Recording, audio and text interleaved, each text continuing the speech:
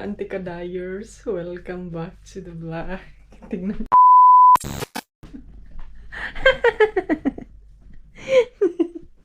Kaluoy ni mo. Di ka kabalo mo doorbell? Ha? Waiting na siya oh.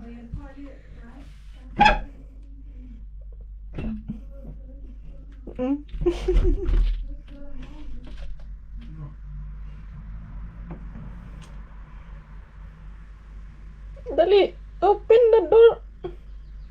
Pastilan Dolores. Ay, intot si Felix. Ay, good morning, Felix. So, ayan, dito ako natulog kanina. Ay, kanina. Ay, kagabi. Dito ako natulog kina mama kagabi. Kay, nagtrabaho ako mga zay. So, kunin ko muna itong hindi pa ako naka-breakfast. So, mag-init lang ako sa aking rice. Ngayon, meron pa akong rice na leftover. Tsaka manok. Manok, Felix. Si Felix. Uy, grabe sayo kahit may mata si Mother. Ay, mata siya mga alas 7. Ako din, aga ko din natulog. Alas 2. Grabe kaayo, day. Ikaw nagyan indayan eh. Ikaw, Felix. Anong oras kayo natulog? Jeg sover far i natten. Jeg er 75 år gammel i dag. Ay, nako. Mag-ano muna ako nito, ha? Abuain ko muna to. 84. Nå, okay.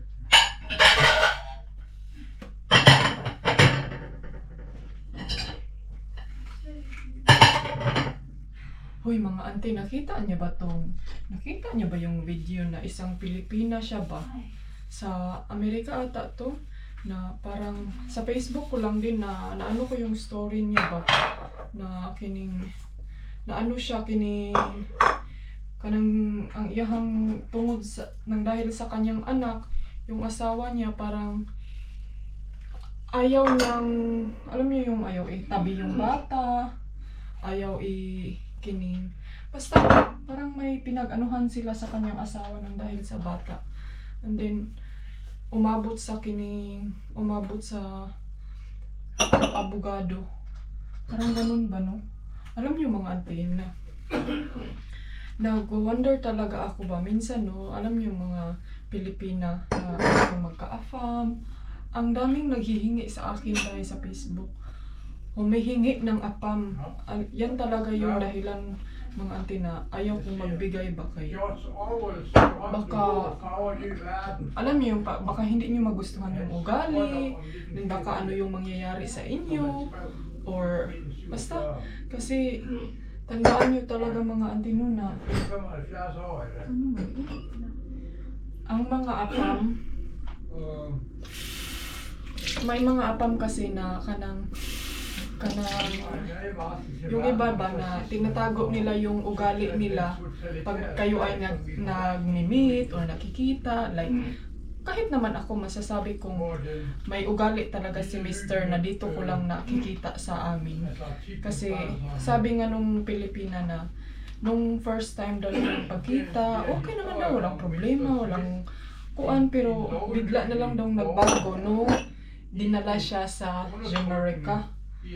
So, yan mga auntie na sabi ko talaga sa aking sarili na hindi niya hinanda yung sarili niya ba na if ever na kung yung lalaki, kasi ako mga auntie, nung pumunta ako dito, sabi ko sa aking sarili, if ever na may mga ugali sa idolong na tinatago niya sa akin nung nagkikita kami sa Pilipinas, hindi niya pinapakita doon.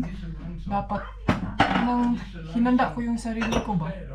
In case kung ano mangyari, baka pag malasing siya, mangbugbog, ano yung ganun, pag may konting problema lang, ano yung ganun.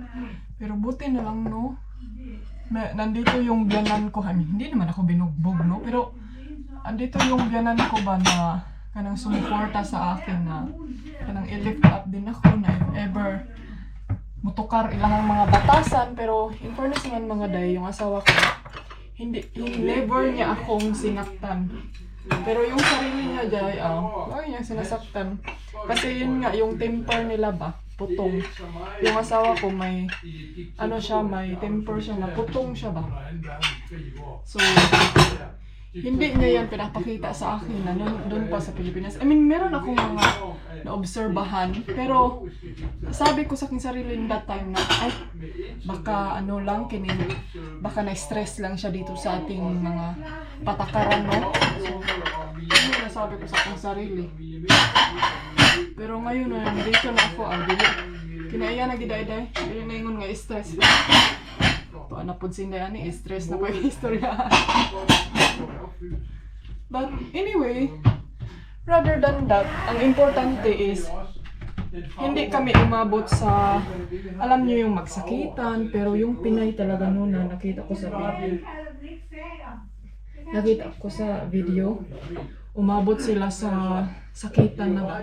Kanang nagsakitan na sila sa kanilang physical. Yan yung pinakamasakit. Tapos sinama mo pa yung anak mo. Sinama mo yung anak mo sa journey, sa Jumerica, kasi akala mo na magkakaroon ka ng magandang buhay, and then magkakaroon ka ng, alam niyo yung mga expectation natin na hindi tayo handa sa mga trials ba. Umabot sila sa korte mga day. Uy, alam niyo bang sinubaybayan ko yun siya kasi naawa ako sa kanya day kasi tapos wala siya kanang nasa place siya nga kanang basta kanang hadlok yung mga anak day kaya basig pat yun ka. Katakot yung mga ganyan dyan day kaya kayo no. Pag pupunta kayo dito, siguraduhin nyo talaga na kahit isa man lang may matatakbuhan kayo or kapamilya ng asawa nyo, dapat ka nang sunduin nyo kahit isa man lang. Ganun para in case ba kung anong mangyayari, good masaniban ng masamang espiritu. Pero sana naman wag yan mangyari sa ating lahat, mga kababayan, mga Pilipino. Sana naman magiging smart and wise. And wag na yung mga pira-pira yan. Importante safety taday. Buhi ta kay ang kwarta makikita pa natin yung pera pag tayo ay buhay pa. Yan talaga yung lagi natin isipin. Hindi porket magkaapa maging milyonarya na tayo day. Hindi pwede may matanda na tayong apam. Sugar daddy, pensioner na dahil ka. Abi kay pensioner. Akala mo pensioner yung apa mo, ikaw din maging pensioner. No. Hindi yan mga antikadayers. Kasi ang daming mga bagay-bagay na dyan sa Pilipinas na akala natin ganun din sa ibang bansa. Easy-weasy lang. Lalo na yung mga tao na like alam niyo nakapunta sa city. Pero hindi ko nila lahat ito ha. Kanang gusto ko lang i-share sa inyo dahil baka may magwala na naman dyan. Gusto ko lang i-share talaga to sa inyo na mag-ingat tayo dahil siguro alam niyo naman sa news no na may mga Pilipinang pinatay, nilagay sa refrigerator. Sus, ikaw, yan ang mabilitaan ng pamilya mo. Ay, kasakitan na sakit sa heart. Pero kung ganyan man lang dahil no, kung feeling mo nga, itong lalaki, itong asawa ko, papatayin na talaga ako. Dapat dahil advance na ka. Bangon na diha, ay na sige, hilak-hilak, ay na sige. Huwag ka nang mag-iyak-iyak, magkuha na lang. Dapat yun, abtik ka nang, hindi ka magpatanga, hindi tawag, dahil ko sa Bisaya, patanga-tanga.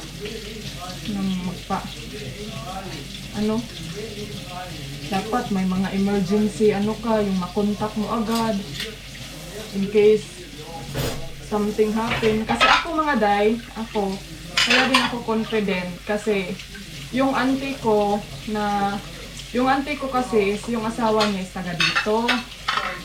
So, in case of emergency, so, yun, may tatakbuhan tayo. Ano ganun? So, and then may mga kaibigan din ako na in case emergency, yung ganun ba? Pero meron naman tayong mga ano natin, no? Mga number natin dyan sa ating mga ibas. Dahil ni Morong Dili. Tatakot naman yung pinag-share mo yung daya. Ay, parang umabot ka na sa ibas ni Day. Diba? Mo naging ako, no? Yan yung sinabi ko, be wise yun. Dapat alam ng pamilya mo, ang passport ng asawa mo, yung mga ano nila, pangalan, buong pangalan ng asawa nyo. Kaya in kaso, hindi ka na makontak ng pamilya mo, pwede nilang puntahan yung embassy na kung taga saan yung apam mo. Ganon. Dahil wag yung nakapag-asawa ka na ng apam, ikaw lang yung ang may alam na delikado na dahil. Okay na lang, good, okay na. Bright lang yung ka, abtik. Nano ko. Tapos na ako mga day. Ayan, ganda talaga pag may ganito ka, oh. Sana may ganito tayo sa Pinas, no? Ito yung anuhin ko ngayon. Marites na po ang mag-ina. Kainin ko yan ngayon. Tapos itrapuhan na siya natin. Hindi kayo marag. Si mama ba? Aga niyang gumising na. Yung piling ikaw. Ikaw katugo na ka. Tapos yan nagtimpla, nagkape. I mean tea day.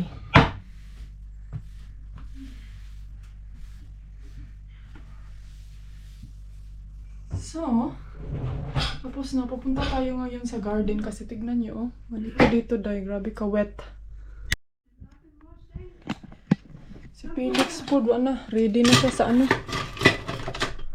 Mama, gusto na niya Ito pala yung emergency na sabi ko sa inyo, oh. Connection ito sa kulintas ni mama. So, pag mapindot nyo yung kulintas, ito magsasalita to dahil. Wah! Magsasalita siya yan. Tarong nga ba? Magano yan siya. Kining kung anong nangyayari, okay lang ba? Para pag walang makasagot, na may ambulansya na dyan sa labas. Ganyan sila dito ka-high-tech. High-tech, pre-tech. Ewan ko, ano ba to dahil? Vase? Big brother. Om det samme, jo. Og gruppe ting. Linisan ko tong sink. Alam niyo yung biyanan ko. Yung sink niya dahil grabe kahinulo.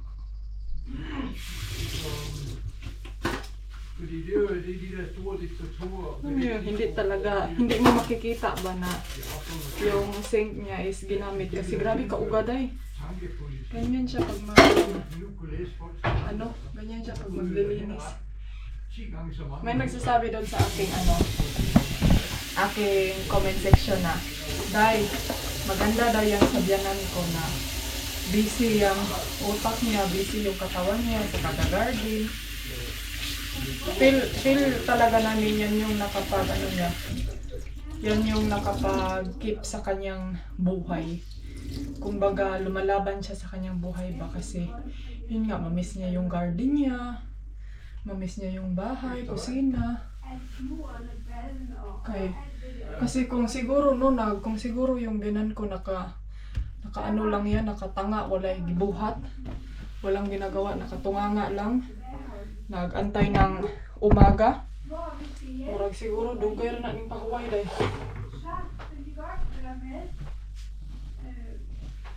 Kaya pag wala ka talagang ginagawa, yung utak mo hindi mabibisi. Kaya yan talaga yung rason na kahit mga nonsense yung vlog ko dahil wala, magsalita lang ako dyan para lang talaga mabisi yung utak ko. Para may iisipin lang talaga ako. Pero yan, okay naman yan gagawin, no? Pero basta wala ka lang ibang trabaho, wala ka lang ibang yung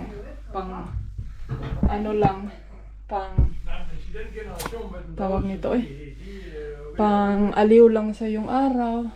Dem som direkte observerer, hvad der skete under 2. verdenskrig, de So mag-init muna ako sa aking rice. Ito ko nilagay kasi kakain na ako kay akong gamot day. Hi mga inday. Hi mga auntie. Kumusta kayo? Wala no eh. Papunta ako sa car. Naulan na lagi mo day. Mabasa inyong hubon day. Maulanan mo mga auntie. Nagano ako. Magkuha tayo ng pagkain dun sa car. Kaya lain na sa akong kuan para akong nilalamig. So may soup ako doon. Curry soup sana yung gusto ko kaso lang wala eh. So katugma ba diri silang lugar day. Buti na lang itong jacket ko. Fully shield ako. Fully shield.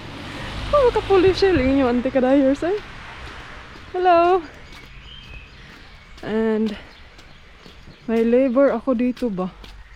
Kailangan ko tong kainin kay masira today.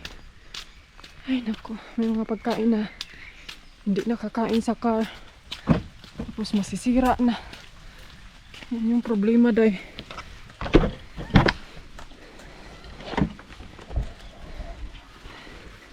Ay. Parang hindi ko feel dito sa car ay. Isang lamig. Tugnaw. Hindi kasi kami nagpa-under ng heater dito.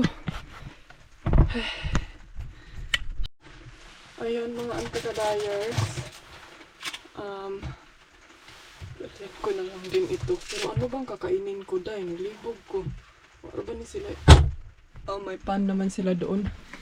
Ito yung dadalhin ko doon kina mama. Ito kailangan kong i-reheat. Kaya sayang na madaot. And then tugnawa tugnaw pa yung life nila diri day. Ato adihas kasabuti pa yung magreklamo ta day na init day kaysa magreklamo tugnaw diri murag lahi man lahi ra jud.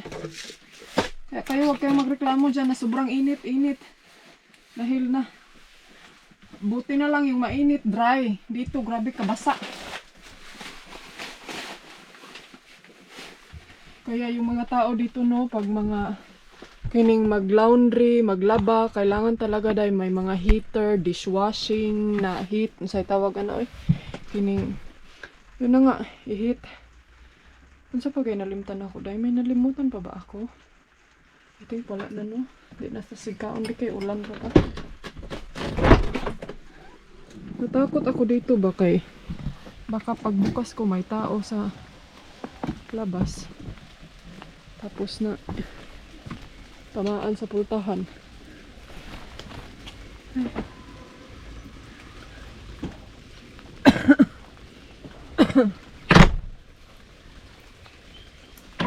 Ayan. Let's go. Oh, grabe kabasa diri dayo. Basa pas inyong baba. Kaya ko nisindaan niya eh. So yan yung naka-downside pag yung country is cold country. Alam nyo ba, may napanood kaming movie ngayon na sabi ng, pero alam nyo, tama naman si kuya no, sa kanyang explanation. Movie kasi yun yung content niya is about sa Russia. Marami daw nagbabasa kanya dahil pinapakita lang daw niya yung hindi maganda na mga place. And then, kung ipapakita naman daw niya yung maganda, maraming nagko-complain, maraming nagbabash dahil hindi daw yung real Russia. O diba? Ganyan din daw yung mga Pilipino. Ang daming mga kartehan sa buhay. So, ayan mga anti-kadayers. Andito yung apo niya. Ay, nagbayad na siya sa iyang utang sa iyang lola. Siya na all, ang apo nagbayad ng utang sa kanyang lola dahil. Hala, itapon ko muna ito doon. Kay kuan. Ay, thanks God. Huminto yung ulan day. Akala ko hindi na siya hihinto. Ah, yan pala yung car niya. Siya na all my car. Ayan. Siya na all my car. Si Auntie Kadayers. Ano lang ako. Luto na yung niluto ko na sabaw. And then mamaya pa daw sila kakain. So walking around muna tayo dito sa kanyang garden. Day. Unsa man ihang bulak day. Survivor kay ihang bulak day kasi nilagyan niya yan ng ng vitamins. Yan na yung garden niya. Hindi pa siya nakalabas-labas kay perting kabasa. Grabe ang ulan. Ayan. Ka-nice, uy. Si Mr. Sun, pero ilang minutes lang ito. Anyway, mga auntie kadayers, may i-share pala ako. Mga auntie. I mean, I am not sure. Siguro, basig. Inano ko lang yun sa isip ko, no? Pero, I think hindi naman yung, yung point niya. May nag-message kasi sa akin ba? Na, and then marami din ako mga natatanggap na comment dyan na yung patulan hindi yung mga ganyan. But anyway, gusto ko lang tong sabihin talaga sa inyo. Kay, nag-message kasi siya, tatlo na nag-message sa akin. Sabi niya na, wag ko daw gamitin yung pusong Pinay kasi hindi daw ako ibang lahi. Hindi daw ako kagaya ng yung vlogger na taga Finland na pusong Pinay na ibang lahi. Sabi niya ng ganon. I mean, alam niyo mga ante, i-share ko to sa inyo ha. Ganito kasi yan. Hindi ko kasi alam na kanang hindi pala yun pwede pala yun kasi kami before nung mga vlogger na kasabay ko sila Mia, sila Mary Ann, wala kasi kaming mga ganyang, alam niyo, wala kaming mga ganyang mindset na kahit gamitin mo pa yung pangalan dyan or mag-content ka pa sa pangalan dyan, kahit magkapariha pa kayo ng title. Kasi if naalala niyo ha, siguro I'm sure marami sa inyo na nakadiscover sa akin sa keyword na age gap relationship. So, yan yung keyword ko before. And then, so, ngayon kasi, pinalitan ko siya. And then, so, sabi ko sa isip ko na, baka, wala lang ba kasi, hindi kasi kami nagmamain. Alam niyo yung mga vlogger before na, wala lang. Kasi social media today, kanya-kanya kasi tayo ng kanang content ba, no? So, and then, hindi ako nag-expect na marami akong matatanggap na message na wag ko daw gamitin yun kasi humina daw yung view ni ganyan. So, parang ko sa sarili ko, hala. So, since kapareha kami ng keyword, so, ako pala ang dahilan na humina yung view niya. Parang ganun ba?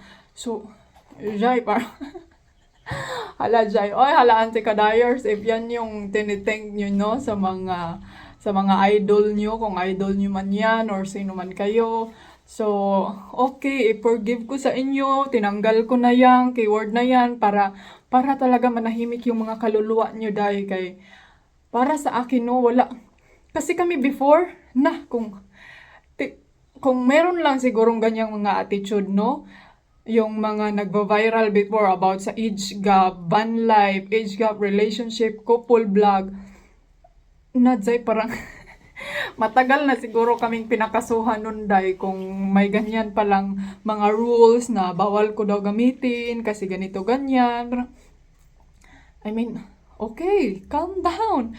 I mean, pasensya na kung yung view mo na kasi lang ako day kasi sabi, hindi ko sure kung sino siya, kung ano siya, or siguro mga solid fans lang niya yan na nagsasabi sa akin na ako daw yung dahilan na humina daw yung mga view daw nila day.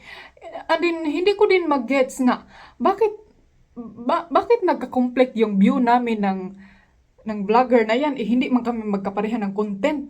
Hindi ba? O siguro kung alam niyo yan kung sino siya, pero hindi kami magkapareha ng content. Yung mga kapareha ko nga ng keyword before, I mean, dahil para sabihin ko sa inyo, no, mga ante, dito sa social media, kung gusto mo talaga yung malaki yung view mo, ambot ninyo pag-enjoy mo, hindi, I mean, okay, i-give win ako siya, kinuha ko yung keyword na mga ganyan, kasi, alam nyo, hindi ko kasi alam kung yung mga YouTube nila, yung mga content nila is, very important sa kanila, baka yung view nila ba, alam yung mga fans nila, yung mga view nila, importante para sa kanila, baka yan lang yung hanap buhay nila. So ayaw ko namang, alam yung, ayaw ko namang, parang nakawin and then, nang dahil sa akin, nawalan sila ng hanap buhay, parang ganun, kasi, okay, I give you, kasi yung sa akin naman, yung social media ko, pang-enjoy ko lang naman, so, ibigay ko na lang yan, hindi na lang ako, pero, hindi ko na lang yan naanuhin, para walang, alam niyo, parang walang gulo dahil, kung alam ko lang dahil no, na ganyan pala yung mga solid fans natin ngayon, yung mga solid followers natin ngayon, kaya lagi ko talagang sinasabi sa inyo, wag niyo nang pansinin yan, day. Yung mga solid fans ko dyan, believe ako talaga sa inyo dahil alam ko yung mga solid fans ko dyan na simulat sa pool pa lang, alam nyo yung content ko, alam nyo yung mga ano ko na sinubaybayan nyo before pa lang, so ay, pasensya na talaga. Kasi naiintindihan ko naman yung mga ibang vlogger ngayon na yung video nila, mga ante, yung mga YouTube nila is very important kasi yan yung ginamit nila as a panghanap buhay, dyan sila kumbaga dyan nila, ano to, sa Bisaya pa ba, mauna ang ilahang source of income, charay. So, yun, so, kaya, pasensya na Juday, but wag kang mag-alala, tinanggal ko na lahat, in case na kung na-think man ng mga solid fans mo na ako yung dahilan, kaya humina na daw yung view mo, tapos, kaya ako pag kanang minsan masasabi ko sa sarili ko, kaya ayaw ko na talagang magano-ano kay alam niyo yung feelings na basta hindi na lang ako mag-say, kamo na lang pag-say, comment down below na lang kayo. So, basta yan lang yung maano ko sa inyo, kaya kayo kung mga baguhang YouTuber kayo, mag-iingat kayo sa mga ano nyo ngayon, kay hindi na basta-basta dyan ang social media ngayon, kasi lahat tayo dito sa social media may kanya-kanyang point, kasi instead na ang social media pang entertainment lang, yung iba kasi ginagawa na nilang parang business na talaga importante to dahil dyan sila sa YouTube nabubuhay. Ako kasi mga ante sa side ko, hindi kasi itong YouTube yung kinukuhaan ko ng source of income, mga jay, kay kung ito lang na murag isa ka bugas rin mapalitan. Isang bigas lang yung wala pa ni katunga sa mga bill, day. Parang pang isang buwan lang to na mga bill, mga anti-kadayers ang sahod ko dito, kaya hindi ko talaga kung yan lang yung view, okay. Kung lalakas yung view, okay. Kung may gusto makipag-collab, okay.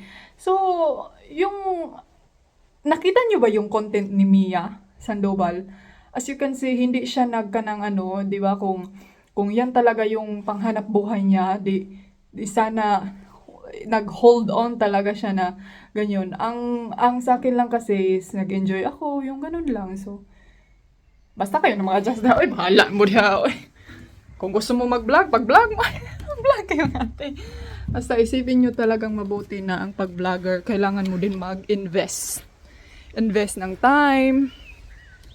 Kaya yung may mga iba uuwi sa Pilipinas, mag-travel, magbili ng kahit ano-ano para lang may content. So, reality na siya, Zay. Kayo na mag-adjust.